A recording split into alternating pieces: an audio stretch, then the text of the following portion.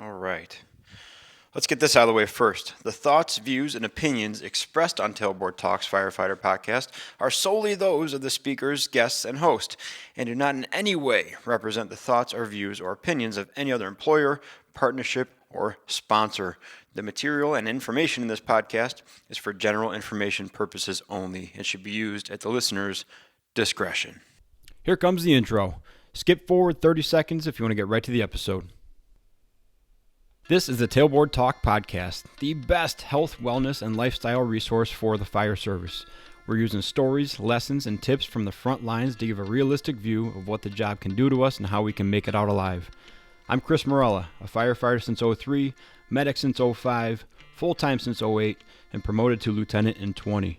I'm also a personal trainer and strength coach, and I'm here to give you the best information and host the best discussions to make us capable and durable, both on the job and away from it. So grab a heater, steal some fancy creamer from first shift, and let's go chat.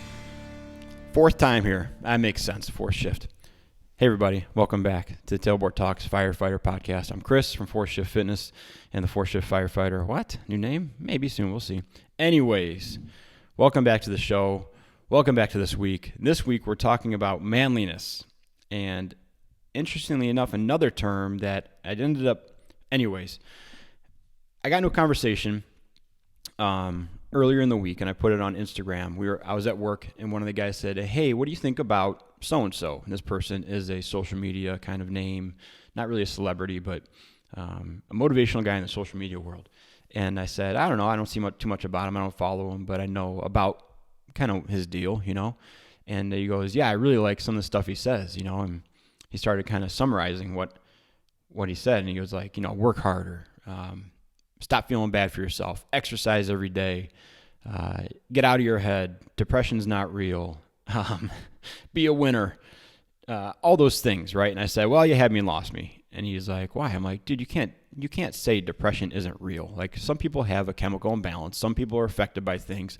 You can't just jumping jack away depression. It can help. Listen, I'm aware of, as anybody, there's studies out there that show that exercise can be a competitive form of treatment as medicine. I get that.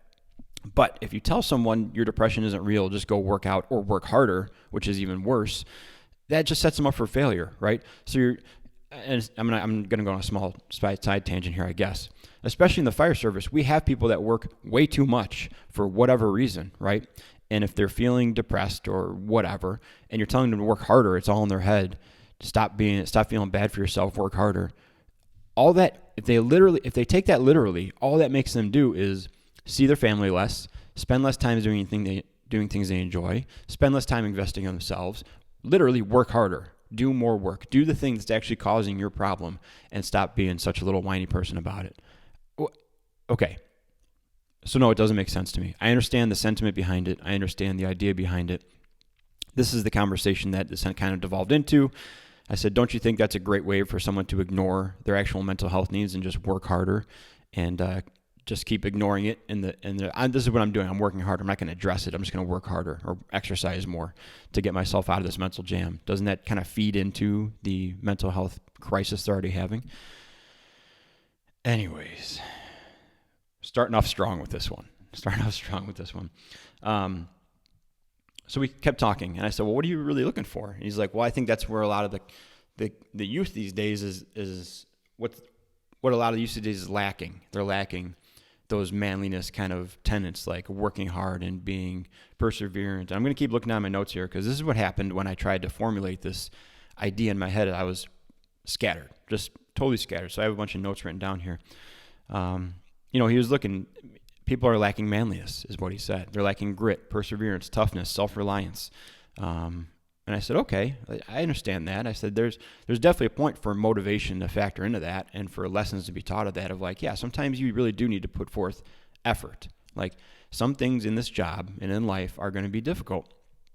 And yes, in those times, feeling bad for yourself or whining about it or whatever isn't the most productive thing. It may be consoling to yourself or soothing. That's fine, but you're going to have to just put in the work and get it done. I get that. So those are good lessons to teach, but they're lessons to teach and lessons to be learned. They're not things that are inherently part of a lot of people. We're going to get back to that thought later in the episode when I kind of wrap up and tell you if I think we're lacking manliness or not. But I took it to Instagram. I said, hey, is the fire service lacking manliness? And I got a lot of responses. You guys continue to show up, and I love it. All right, so I'm going to probably be out of order with these because there's a bunch of them. First one is, depends on how we define it. Are we lacking a generation raised to fix things and work hands-on? Yes. Okay, that feeds into part of it. Simple answer is yes, we're lacking manliness. Generational for sure. In a job of problem solving, what's the answer? Patience and vulnerability. This person listed a bunch of stuff here. Genuine passion, humility, honesty, altruism, masculinity, accountability, courage, honor, respect, patience, professionalism. Another person, simple answer is I don't think so. Society has changed what it means to be a man. Here's another one. No, this is a generational struggle. Generations define manliness differently. Another person, we have too much toxic masculinity and broness. Homies need to chill out. Now, here's the difference. This is where this starts to get blurred here. And I'm not playing word games. I don't ask questions on Instagram or in real life to trick. I shouldn't say that, not to trick people. I don't ask trick questions in the fact of like, oh, gotcha. You weren't listening. I fooled you. And this is something I learned when I was going into this topic was masculinity and manliness are two drastically different things. Completely different, but they get lumped together. So here we have an answer. We have too much toxic masculinity and broness, right? Another person just says yes. This one says, what's your definition of manliness? And I said, good question. That was my question too. In the sense of trades and knowing labor, yes, we are lacking it. We're lacking adults. This one says, but yes, men in the fire service complain and gossip more than high school girls. But yes, a lot of new guys are coming in not knowing how to get their hands dirty and do work. And this person says, that's juicy. I'll bite. Yes. A lot of answers. Okay, and there was one longer one I got on Instagram from one of my good buddies I chat with, but I'm going to talk about that one because it kind of sums up the way I feel too. So in hearing all these things, I had to be like, well, what am I asking? What is manliness? And I started feeling a little bit like Malcolm Gladwell because I was like, what is manliness? Let's have an interview on to talk about manliness. So I looked it up, okay? And Google tells me that manliness is the quality or state of being manly, as in having qualities such as strength or virility that are traditionally associated with a man. And has an example of it in a sentence here below that is really interesting. They'd been trained to identify emotional repression as the essence of manliness. Men who broke down or cried or admitted to feeling fear were sissies, weaklings, failures, not men. Are we lacking manliness? If we are, and we're taking manliness in that context, is it a bad thing? Okay, let's move on. There's also a website called The Art of Manliness. It was a book. It's a website. They sell things. It's pretty funny, but a very good source for this topic. This says, in fact, from the Art of Manliness website, in fact, the English word virtue comes from the Latin word virtus, which means manliness or masculine strength. The Romans believed that to be manly, a man had to cultivate virtues like courage, temperance, industry, and dutifulness. Thus, for the ancient Romans, manliness meant living a life of virtue. Okay, so now we have two different things here. We have manliness, which means living a life of virtue. Okay, and in the Art of Manliness website, it goes into be like thriving, flourishing, becoming the best version of a man you can be, not necessarily tying it to specific things besides honesty, integrity. It's virtue laden is manliness. Okay, so not necessarily physical. Now, masculinity has more physical characteristics. Okay, so a quick Google search of masculinity, strength, courage, independence, leadership, assertiveness. We have muscular, fighter, assertive and firm, financially well off, not a gossiper, willing to make sacrifices, not crying, honorable. That's where we get into trouble. Okay, so we have two different things here. And like I said, this isn't a word game, but we're going to explore it a little bit. Are we lacking manliness? Are we lacking masculinity? Two questions. Okay, so what does it mean to me? So I had to reflect all this stuff off of me now. What does manliness mean to me? And what does masculinity mean to me? Being a man means something to me, okay, and it's abstract. But here's how I view it, okay? There's the physical side and there's the behavioral side.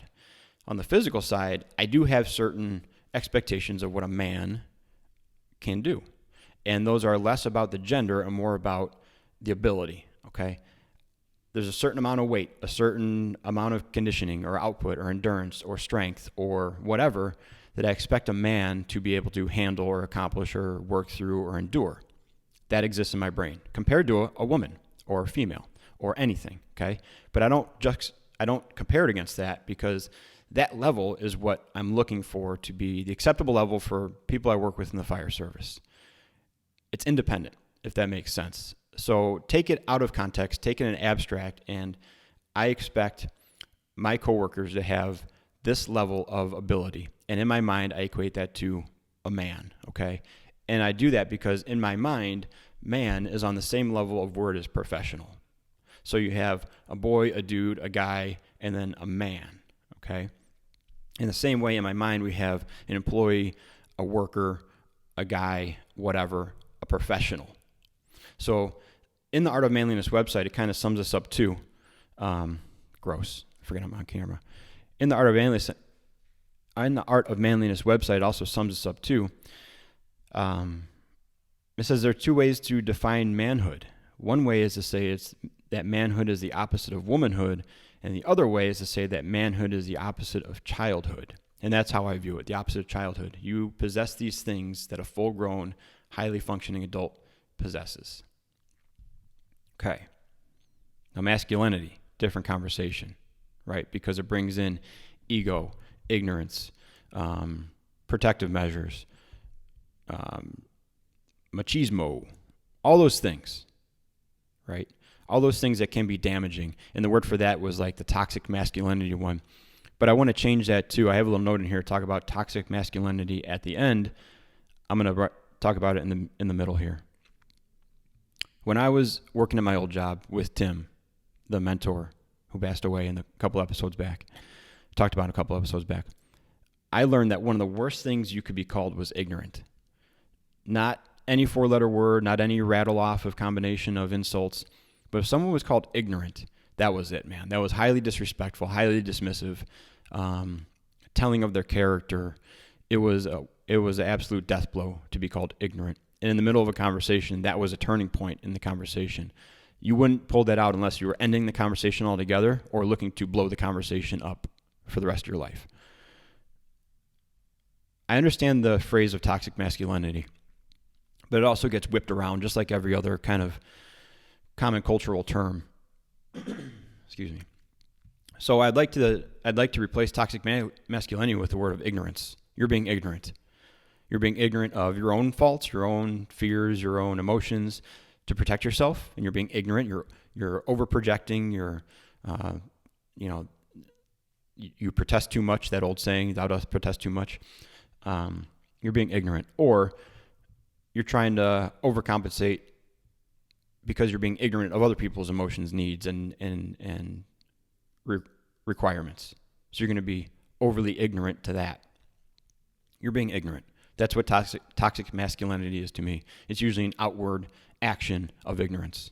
So I just want to put that out there. Maybe that frames a little bit differently in your head. Maybe that makes it more palatable for you, because sometimes when you hear these relatively new formed words that explain something that we know what it is, but not really, we tend to brush them aside. We're like, someone's just being dramatic and creating a word for something. But let's just not do that, okay? But it is. I think it's a form of, or it's akin to ignorance.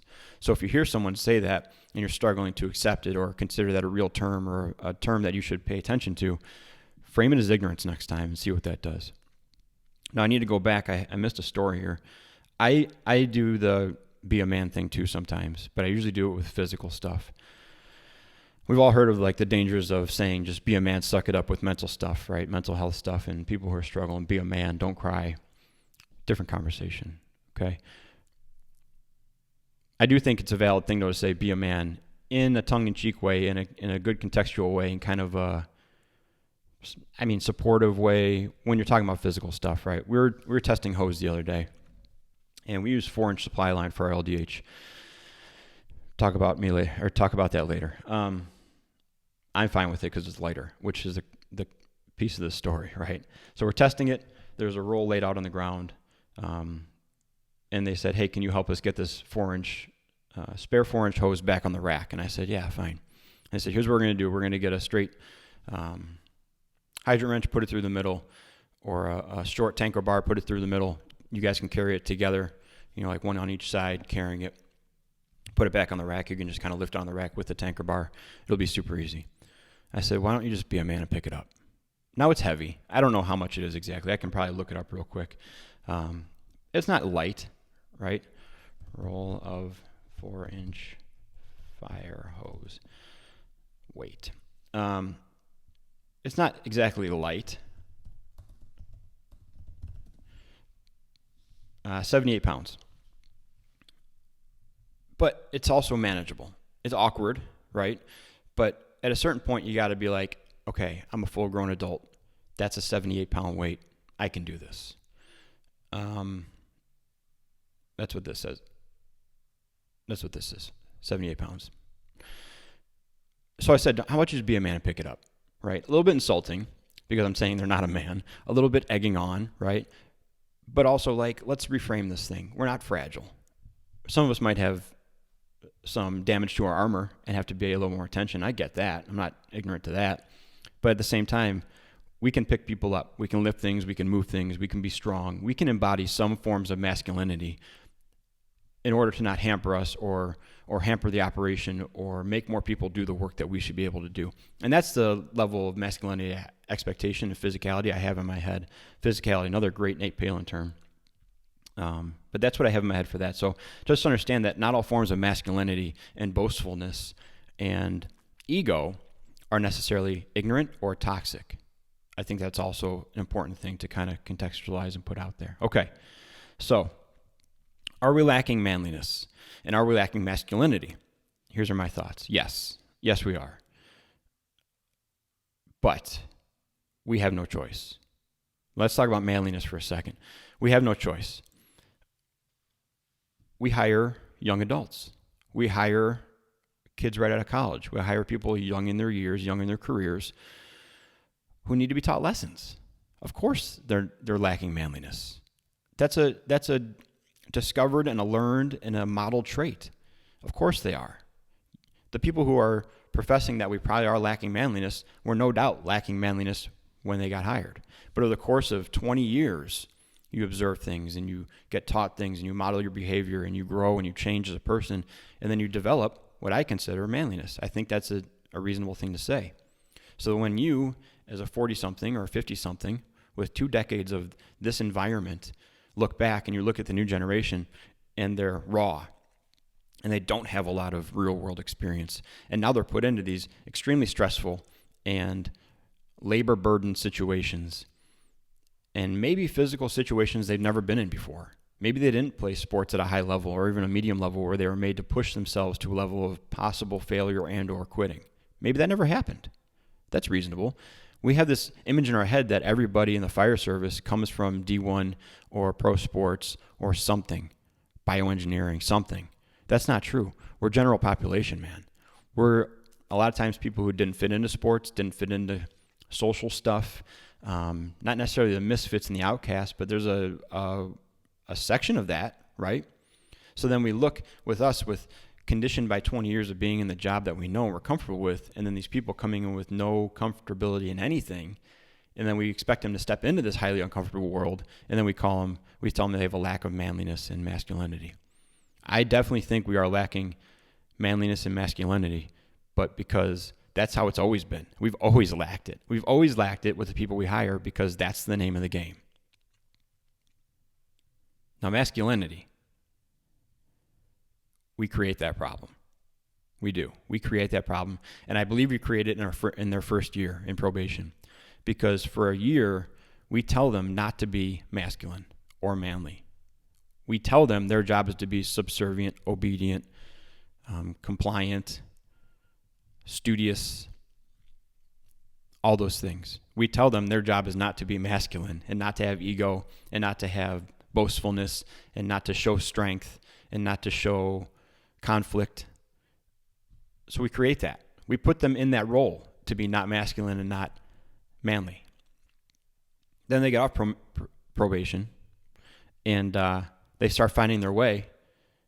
but they're coming from a place of being so low down here, and we expect them to be so high up here because now you're a professional firefighter. You should just be a man now. You've been proven to be a man. Flip the switch and get up here. Come on. Not realistic. So yeah, we're lacking masculinity because we teach them not to be. And I'm talking about extreme circumstances, maybe, right? Because each side of the spectrum can do just as much damage. There's some departments around us who are so degrading to their new guys. They're so punitive to them. They're so harsh to them, exclusionary, that when they get shipped out to other stations, the other stations have to treat them like a shelter dog. Like, hey, come out of your shell. We need you to talk to us. We only have 5 guys at this station. We need you to be part of the team. And when they go to the bigger station, they're beaten on so bad that there's 12 guys there. They can push one off to the side and use them as a punching bag for the day because they're not going to rely on them. There's departments like that around us. Then there's departments on the other side where it's like, day one, hey, you got the job. Don't worry about it. You're one of us now. Kick back. You got nothing to worry about. You've proven yourself by being hired. Both ends of that spectrum create the same poorly functioning, poorly adjusted individual after their first year. My department, I think, does a pretty good job, a mix of them. We do a lot. Our probation year is a lot. It's very intensive. There's a lot to do. It's overwhelming for some. It's a lot. But it's backed by a training division that is there to encourage and empower. And we talked about empowerment in the last episode, the mentor episode with Joe Galley. You can't tell someone they're nothing and tell them that they have to clean your toilet and vacuum your floor and wash your dishes and then not empower them to do the job, and also tell them you need to be subservient on calls and be quiet and follow orders and only follow directions, don't problem solve. I'm the one thinking here. A thinking fireman is a dead fireman. You can't do all those things and not empower them ever and then expect them to give you the traits back that you view as idealistic and professional and manly. Why would they do that? So you have to balance this stuff out. Yes, their job is to clean the station. Yes, their job is to vacuum, wash the rigs, whatever your station, your department says is their job, yes. But your job is to empower them, and your job is to give them the tools to be manly and masculine and grow as a person and grow as a human, because that's what we're getting in the fire service. That's what we've always gotten. Very few times when we hire people are we getting adult men coming in and transplanting from one adult profession of hard-working, labor, time-tested, battle-tested, and transplant to this one. What we're getting is people growing up. That's what I was. I was a person growing up, and I grew up in the fire service. And I was fortunately surrounded by people who didn't say, that's not my job to raise this person. That's not my job. Let someone else raise them. I'll teach them how to force a door. I was surrounded, fortunately, by people who said, you got some issues, dude, and we're going to teach you how to force a door, but you got to get your act together. And these things that you're doing, that's not how you act around adults and professionals. Those are lessons. So at a certain point in this conversation, professing that we have a lack of manliness in the fire service and a lack of masculinity, unfortunately, that reflects it right back on you. What are you giving them to emulate? What lessons are you teaching them? If you don't teach them anything, you're going to see the same thing throughout your career, just like you would have been if someone didn't take the time or make a point or do what they thought they had to do to model and mentor and coach and assist you, whether you know it or not. So the conversation is like talking to a mirror. We have a lack of manliness. Understand that they're going to emulate and they're going to become what they see. So what does that mean for you, for the person saying it? I think that's good. I think I got through my notes.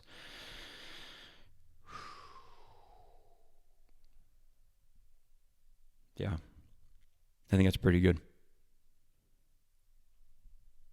All right. Sorry for the silence. I'm just looking through. I don't want to start back up again because I think that was good. I think that was acceptable. All right, guys, if you like the podcast, if you like the show, if you like whatever, if you like Joe Galley, ways to support the show. Rate it on the podcast platform you're listening to, rate it on Apple Podcasts or whatever. Like it on YouTube. Leave a comment.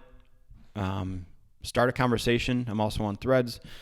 If you really feel froggy, you can go on the website or the show page that I post on social media, and there's a button that says Buy Me a Coffee. That's just a donation towards the show. It's just showing support, and I appreciate that dearly.